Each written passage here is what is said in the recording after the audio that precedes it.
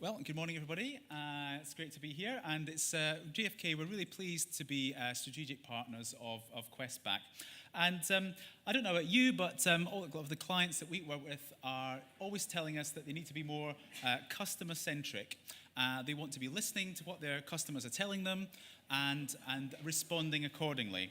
And for the first few minutes of this session, I just want to talk to you about what we see, how we see global consumers and the consumers here in the UK, how their attitudes and behaviours are changing, and why that suggests that there's a growing desire for community, and how that can be therefore addressed by online communities. And then in the second part of the session, I'm going to hand over to my colleague Martin, who's going to be talking in more detail about how it's possible to really harness the power of online communities.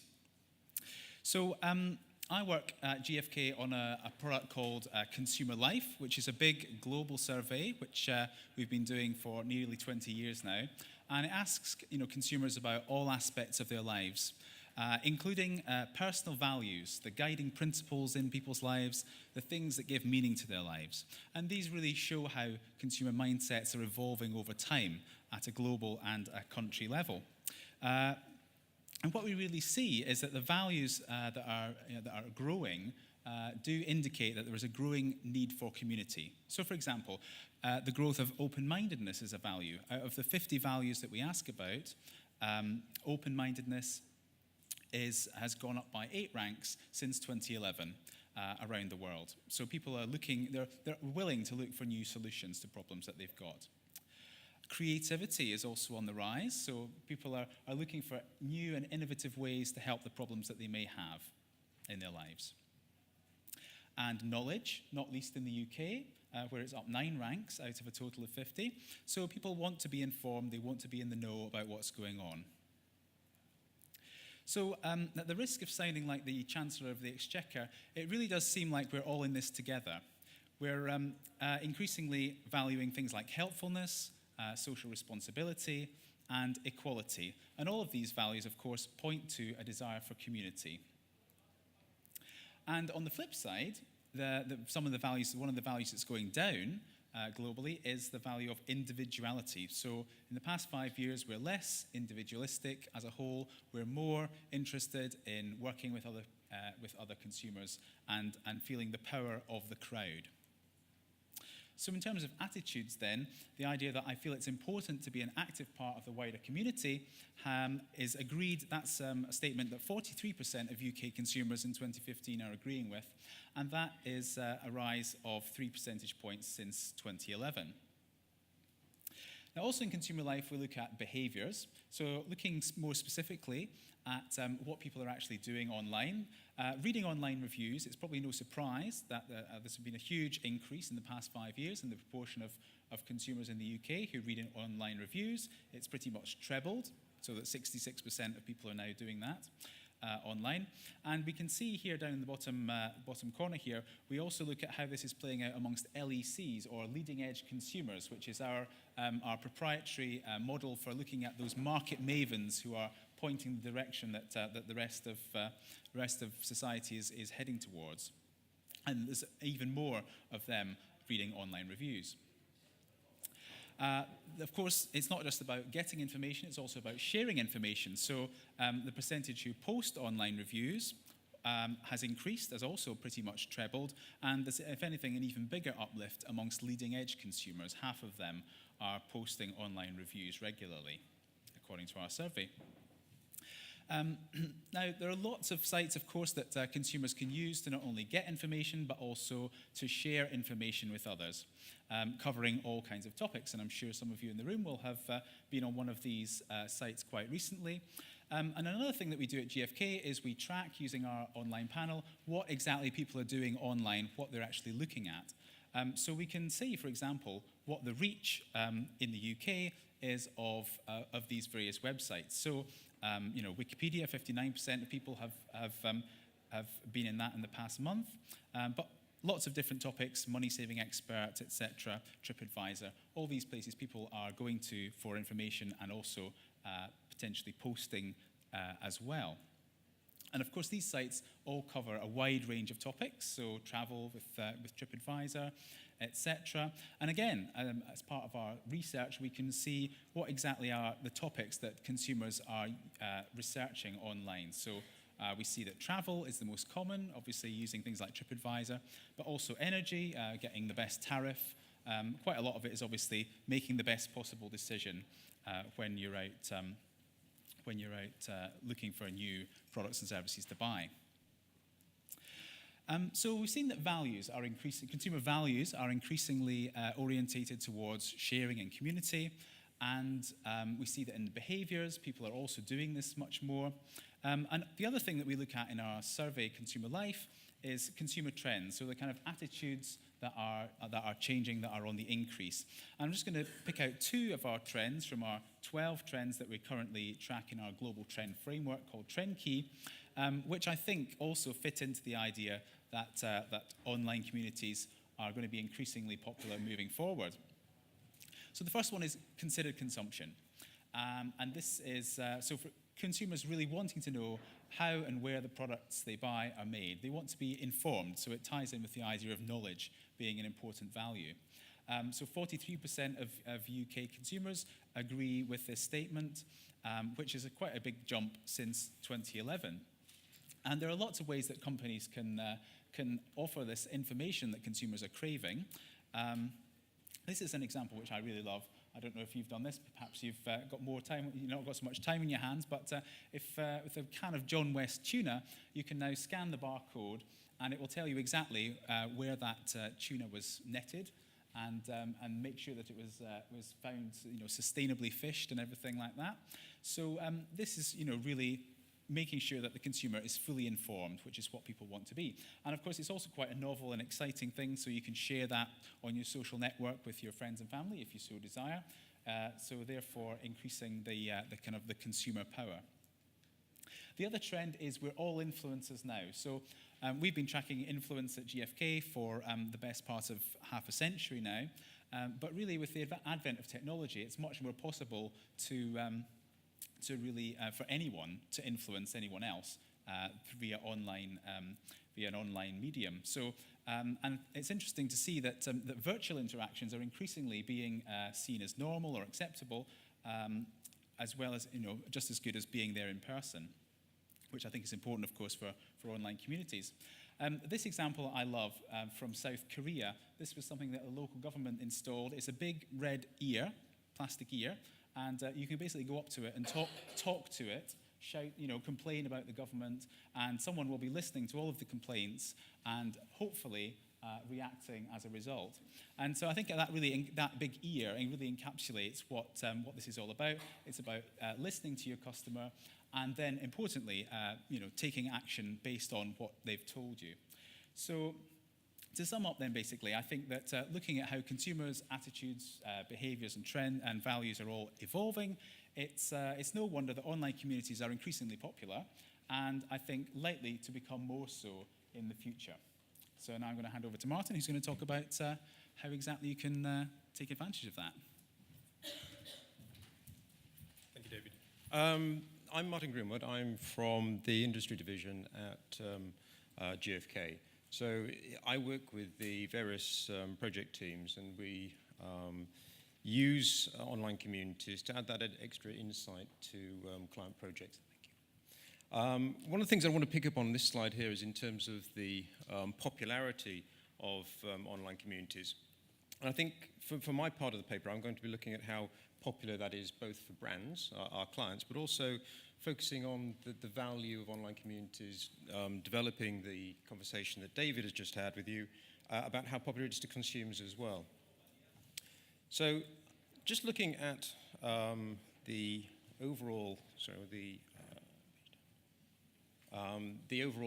look and feel of market research online communities, I think it's important to understand the difference between a panel and a community, because that really kind of drives the value of the community to the brands that we work with.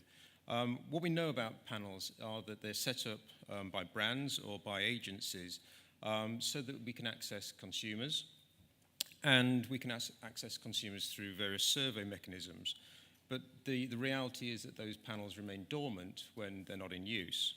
And the huge difference between a panel and a community is that the community is constantly engaged, so that community members can interact with the brand, but importantly, and this is what we're going to talk about today, the community members can communicate with peers. And that's where the added insight and richer insight is developed through using online communities. The way in which we look at online communities is very much summed up by this schematic. Thinking about the example of a panel, panels are turned on and off for use. And what we like to think about in terms of online communities is that they're constantly engaged. So on the left-hand side, you can see you've got the brand, and online communities can be accessed by various stakeholders within that brand. The medium or interface between the community is through a community manager. And then on the far right-hand side, you've got the tools that can be used to generate insight through the community. Now, there are some very familiar tools in there, such as surveys, quick polls, and discussion groups. So the reality is that online communities offer the same benefits as panels, but the added benefit for us is the forum activity that we can use to create organic insights through the community. The way in which we do that is very much through encouraging community members to engage with forums. And that does vary across different types of community. Some communities, you need to kickstart that conversation. So on the far left-hand side, this is taken from one of our clients' community data. You can see that in December, very soon after the community was set up, we started posting or seeding threads which we thought would be of interest to community members.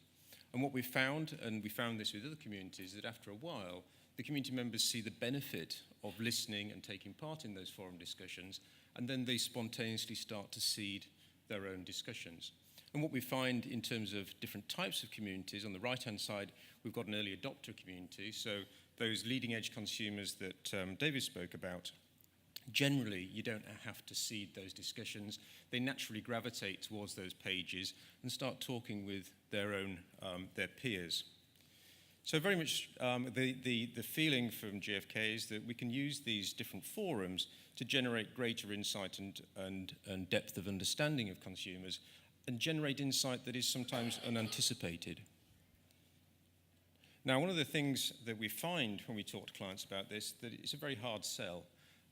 There is this general fear that if you actually allow customers to talk to one another, they're going to be very negative sometimes about the brand. And that is the case. And we did some analysis based on a number of communities for one of our brands. And we can see that in terms of the overall comments posted, around about a third tend to be negative. Now, as researchers, we would argue that that's very good. We can actually understand what the problems are with the brand. But it is a very hard discussion to have with our clients. And so one of the things we've looked at is whether there is a general danger of having a negative reputation or damage of reputation through the forums. And what we tend to find is that, again, looking at the same communities, when we actually analyse the threads, very few of the comments posted are actually about the brand. What we're finding is that community members are more likely to talk about the category than necessarily the relationship they have with the host brand. So again, thinking about the whole process of co-creation and identifying unmet needs, certainly looking at the threads through the forums, looking at the category is very important, and that generates some insights that are unanticipated. What we do find also, and this is very useful to brands, is that community members will talk about the retail issues. So if you are a brand and you want to understand how well your distribution partners are working, again, the community can give you that insight. On the far right-hand side, we can see again a very different picture for early adopters, where early adopters are very interested and engaged with the category, and that's where the insights tend to come from, mostly discussing the issues that they have in that category and how the brand can actually improve them. So one of the things that we did explore when we were putting this paper together was, is there any evidence to suggest that community members are getting a lot more benefit out of being on a community than financial reward? So what we've done is looked at the reward economy that supports the communities that we run. So just talking you through this, looking at some of that data, One of the ways in which we reward community members is through points, and as Brucey says, points means prizes, so that if they take part in surveys or take part in forum discussions, they're awarded points, and they collect those points over time to cash in for prize draws, or in this case, for this community, merchandise from the brand. And what we can see through the research that we've conducted is that over that 12-month period, over 100,000 points were redeemed, but that only relates to 11.5% of the total points that were actually issued in that year. And if we look at the community population in total, just taking 2,000 participants, what we find with those communities that, again, only 11% of the participating engaged community members actually redeemed any of their points for merchandise over that period. So there's something else that's driving that engagement amongst community members. And what we feel is that looking at peer recognition is a very important driver for running communities and ensuring that community members are engaged with other members. So the whole process of being liked through a community is quite important to us now in terms of driving that engagement and driving that insight. And what we're looking to do now is actually develop the community pages so that rather than just looking at how many points they've amassed over a certain period of time, we're looking at how frequently they've been liked in terms of the forum discussions they've taken part in. So at GfK, what we're saying is that maximizing those insights through forums is unlocking significant insight for our clients as they access their communities through both research but also through that unanticipated discussion that can be achieved through forums. Now, to do this, what we're doing is moving away from just having forums open so that community members can actually go there and actually participate. We've started a process by which we actually now communicate different types of conversations through newsletter notification. So every fortnight, or in some cases every month, we'll actually send out a newsletter to members saying there is a discussion in the forum that you might be interested based on the previous comments that you've made. And now we're also moving towards email alerts. So if there is a thread within a community that is relevant to a specific community member, because we track what they're talking about, we'll send them an email and direct them to that forum. So there's a lot more engagement through the forum than there has been in the past. So just to leave you with some thoughts, what does that mean for market researchers? David has already talked about the changing behaviour and attitudes of consumers globally and also in the UK. They have the technology and they are connected and they do take part in blogs and discussions and social media. It's the norm. It's also the norm through Facebook and other social media channels to seek peer group recognition. So how can we maximise that as researchers? There's certainly an opportunity through online communities to get closer to the customer, engage in two-way conversations with the customer, but importantly also listen to what they're saying. Let them drive the agenda from time to time rather than just polling them on issues that you and your client consider to be important to that category. That then leads to better co-creation and certainly a better understanding of the customer experience and the benefits that they're seeking. And that's what we'd like to share with you.